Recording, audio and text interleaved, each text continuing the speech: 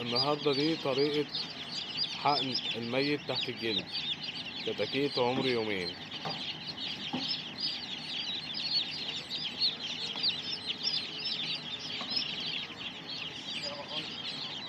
طبعا اللقاحات الميتة كل حقن بتاعها تحت الجلد. ده H9، لقاح ال H9 ممكن يتحقن عمر يوم، عمر يومين، عمر 3 أيام عادي جدا، لكن يفضل إن هو يكون من يوم ليومين وما يتأخرش عن كده.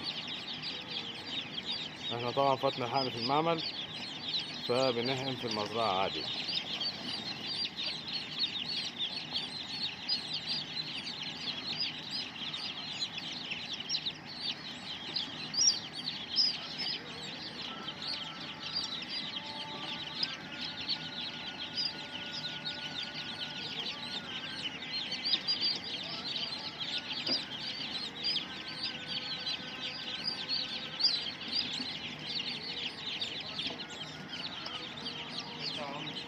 يا احمد منور يا محمد. منورك يا أستاذ أحمد.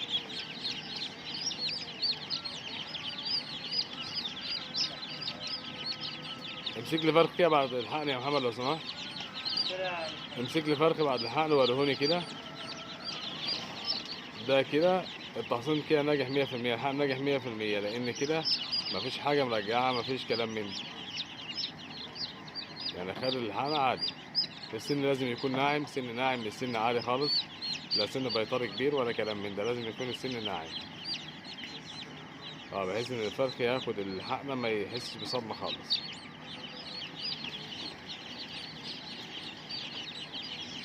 هنا في حد بيلم الفراخ بتتحجز في جزء معين وحد بيلمها، وهنا الأستاذ عماد بيناول محمد اهو علشان الحقن، أو بيناول عشان يكون فيه سرعة بس في الحقن.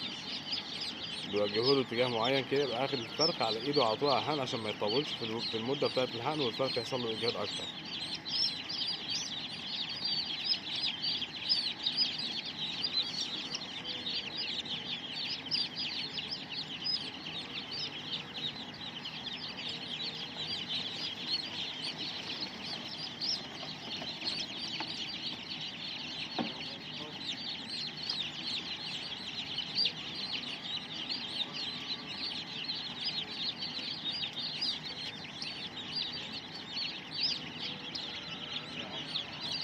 يابا الله ينور.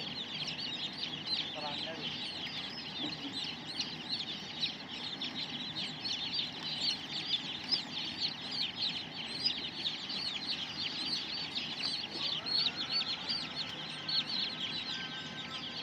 سامع معاك.